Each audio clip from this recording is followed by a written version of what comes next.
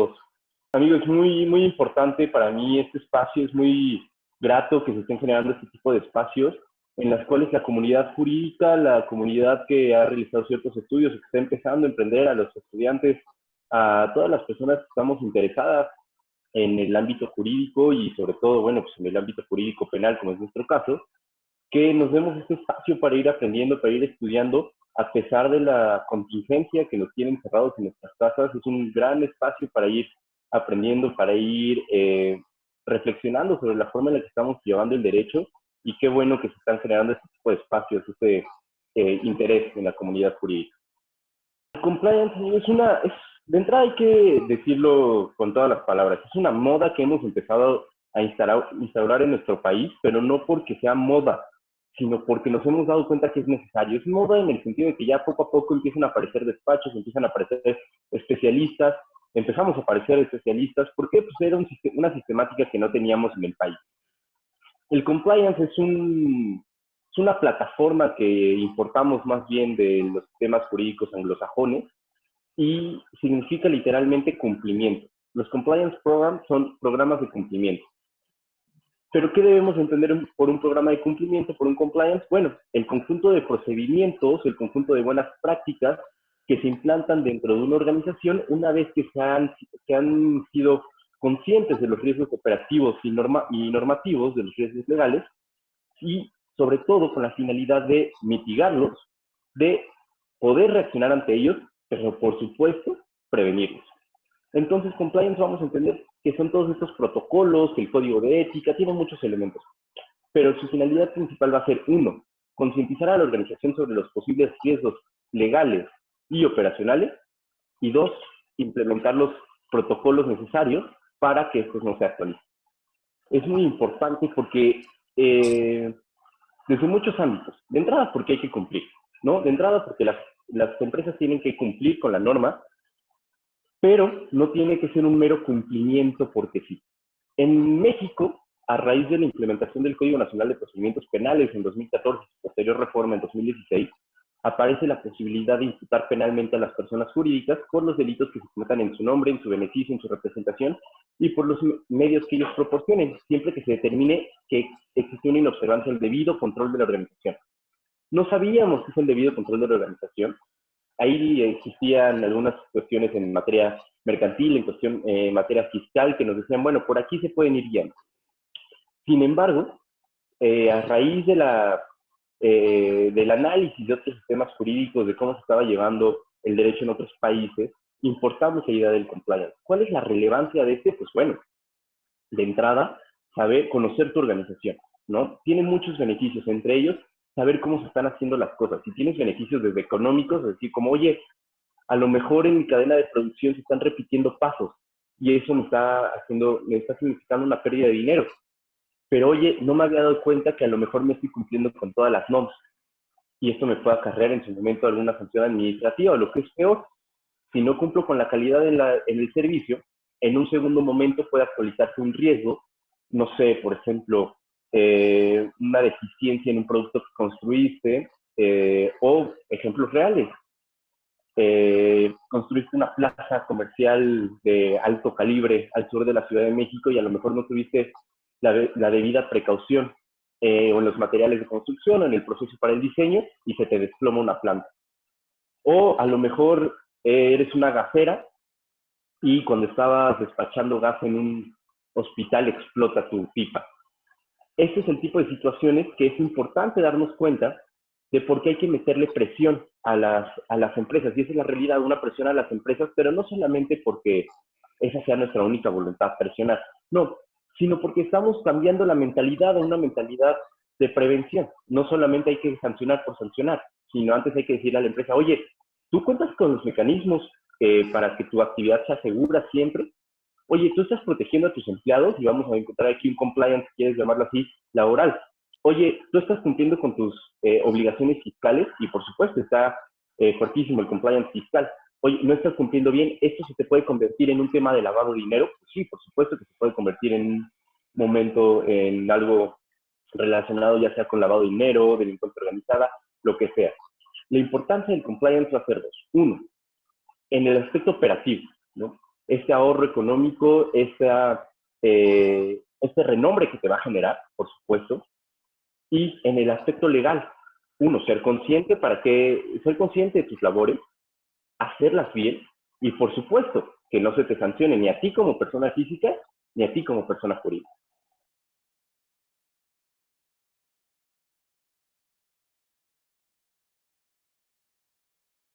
De entrada, a mí me gustaría platicarles un poco sobre qué son los riesgos para que nos podamos entender al 100. La teoría de los riesgos se viene utilizando mucho en la imputación objetiva desde que Klaus Hoxin, Gunter Jacobs empezaron a trabajar en esto y nos dicen, a ver, vivimos en una sociedad de riesgos. Todas las conductas que realiza un ser humano en su día a día pueden significar un potencial daño a un bien jurídico tutelado. Sin embargo, vamos a tener riesgos tolerados y aceptados por el sistema jurídico y por la sociedad, por supuesto, pero vamos a tener otros riesgos que no son tolerados. Por ejemplo, cocinar. ¿Puedes lastimarte? ¿Puedes lastimar a otras personas? Por supuesto que sí, pero tenemos que cocinar. O el mejor ejemplo de todos, andar en coche.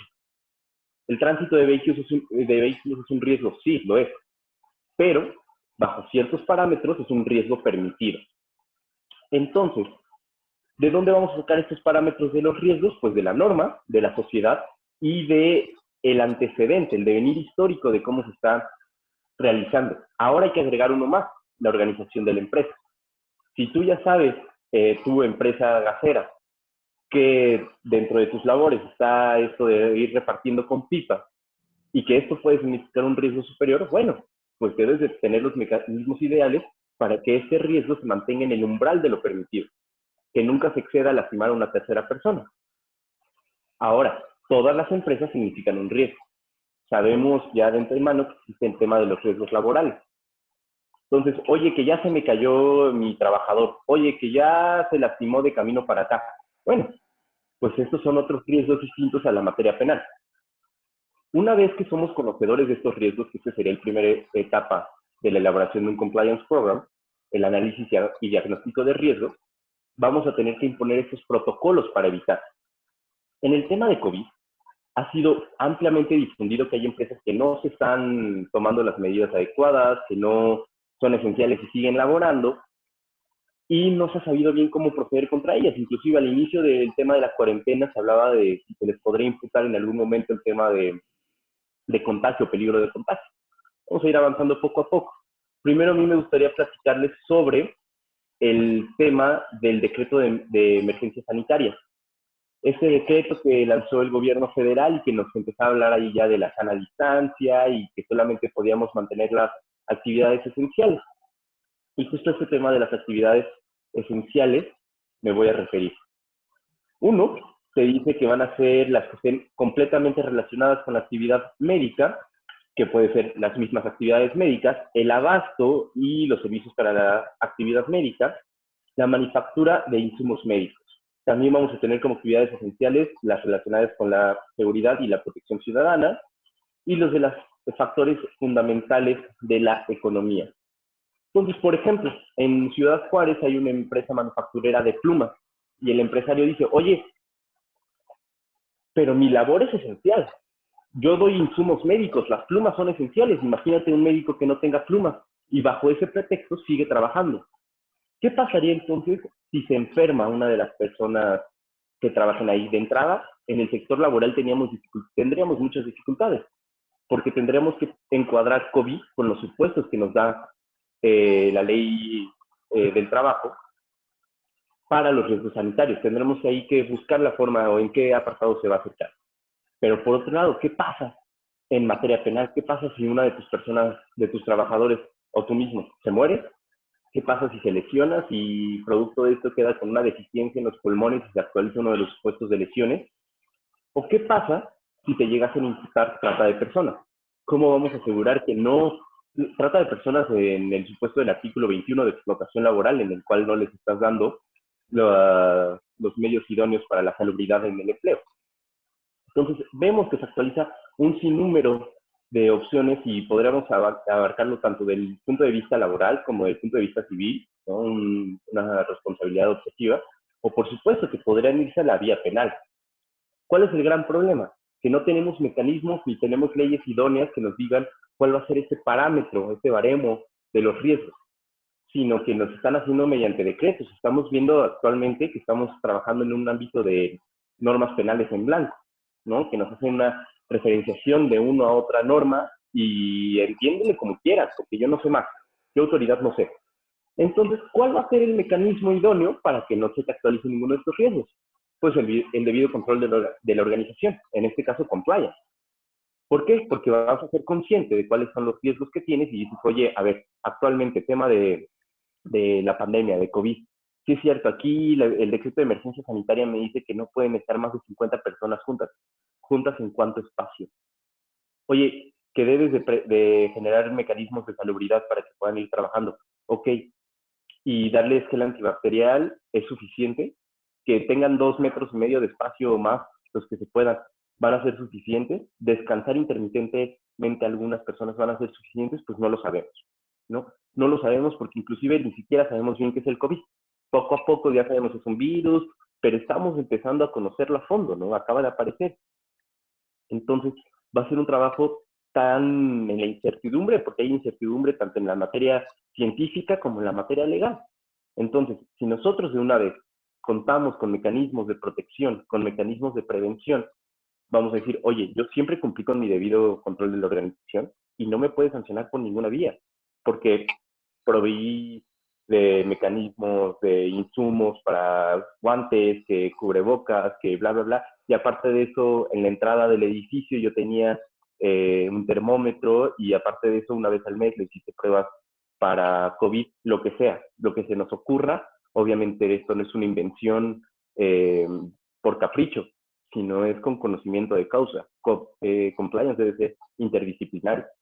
Entonces, no solamente en este caso vamos a tener juristas que nos dicen, sí, penalmente hay que evitar el riesgo de contacto así, así, así, sino que hay que tener, en este caso, médicos que nos digan, el protocolo debido para que puedan acceder a tus instalaciones debe ser bla, bla, bla, bla. Perfecto, pues eso lo adopto, lo introduzco y se los enseño a mis trabajadores. Entonces, como vemos, las empresas, los empresarios y los trabajadores están en un alto riesgo en este momento, porque ni siquiera sabemos, uno, qué va a pasar con COVID, cómo nos va a afectar, qué tantos mecanismos de prevención debemos de insertar para mantener la salud de nuestras personas, como por el otro lado, en la vía normativa, no sabemos cuándo nos van a llegar a solicitar judicialmente o por vía de cualquier autoridad administrativa que rindamos cuenta. Estamos en incertidumbre total. Para eso un debido control de la organización va a ser lo más eficiente, ¿no? Entonces, en el tema de los riesgos penales, pues hay que tener cuidado tanto para que la empresa no sea responsable. En México, en la Ciudad de México, por ejemplo, sí podríamos tener a la persona jurídica como responsable de un delito de lesiones, de homicidio, lo que se te ocurra, ¿no? Aquí tenemos el catálogo abierto. Tendremos que ver en cada localidad cuáles son los catálogos que pueden implementar. Pero claro está, en España, por ejemplo, están abusando de la fórmula de delitos de comisión por omisión para imputárselo a las personas jurídicas y también a los empresarios, a los altos directivos. Que no nos vaya a pasar lo mismo, que no vaya a haber por ahí algún contagio de COVID que genere las lesiones en una persona, que genere la muerte y que en una de esas vayan a imputarle al empresario el homicidio, las lesiones por comisión por omisión, derivado de la calidad de garante que adquirió por la firma del contrato laboral. De entrada, cuidar. De entrada, vamos a empezar a hablar por el tema más lógico relacionado al COVID. No salir de sus casas. Seguir las recomendaciones de las autoridades de salud, tanto nacionales como internacionales. Y ahora sí, hablando en el aspecto normativo. Ahora sí, hablando en el aspecto jurídico. Empezar a implementar un debido control de la organización. Como sí se ha mencionado, compliance sería la forma más eficiente. Pero hay que ser conscientes. Y hay muchas empresas, sobre todo microempresas, que no van a poder costear un programa de cumplimiento normativo. Eso no quiere decir que no deban de tener un debido control de la organización. Oye, yo soy una tortillería, me hace falta un compliance. No, no lo vas a poder afrontar. Pero ¿por qué no empiezas a buscar un debido control de la organización en el cual dices, ok, yo verifico que mis trabajadores tengan gel antibacterial y que bajo ninguna manera las personas que estén manipulando las tortillas sean los mismos que cobren? Y usan cubrebocas y les enseño a usarlos bien. Y les doy los suficientes cubrebocas. Bueno, Aquí ya empezamos a tener un debido control organizacional. ¿De dónde se va a desprender eso? Uno, tienes que conocer a tu empresa. Y conocer a tu empresa es tanto en lo que te dedicas como quiénes son tus trabajadores, qué es lo que realizan. Conocer a tu empresa, conocer a tus trabajadores te va a permitir ser eficiente y eso te va a reducir costos, pero también te va a generar un conflicto de cambiar la organización, decirle, oye, ¿sabes qué? Tú venías haciendo ABC, pero vas a hacer ABCDE o vas a hacer ABC nada más, no AB, lo que sea.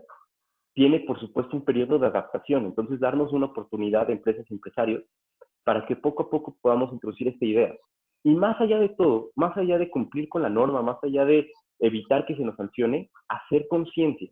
Compliance al final no se trata de cumplir solamente, sino de generar una cultura de integridad, generar una cultura que vaya más allá del cumplimiento de la norma, sino generar una cultura ética en la cual todos nos estemos cuidando, en la cual todos estemos verificando que nadie cometa un delito. Y que si alguien comete un delito, lo correcto es denunciarlo, dar parte a las autoridades o dar parte a mi patrón para que sepa qué está pasando, para vivir en un ambiente de armonía. Al final, volvemos al punto de generar una cultura de ética, buscar una reintegración del tejido social. Y eso sería lo más importante, buscar esta cultura. En primer lugar, a mí me gustaría hablar con los eh, abogados más jóvenes, entre los cuales tengo el atrevimiento de incluirme, para aquellos que estén terminando la carrera, para aquellos que estén empezándola, para aquellos que apenas estén empezando a ejercer. Seamos disruptivos. Busquemos estas nuevas tendencias del derecho. El derecho clásico se ha quedado muy atrás. Actualmente vemos que la sociedad moderna ha llevado al sistema jurídico a retrasarse mucho. Entonces nosotros tenemos que ser los principales impulsores de una actualización. Busquémosla. Busquemos que este sistema jurídico ya no sea retributivo, sino que nuestra principal función sea la prevención y dos, la reestructuración del tejido social. De ahí en fuera, al resto de las personas les podrá decir, hay que seguir estudiando, hay que seguirnos cultivando, hay temas apasionantes, hay que apasionarse por lo que hacemos y aprovechar bien el tiempo. Agradecer al jurisconsciente por la generación de este tipo de espacios, a toda la comunidad que estamos integrando ya a este gran esfuerzo del jurisconsciente. Todos somos parte de este esfuerzo. Entonces recuerden que juntos compartimos el conocimiento.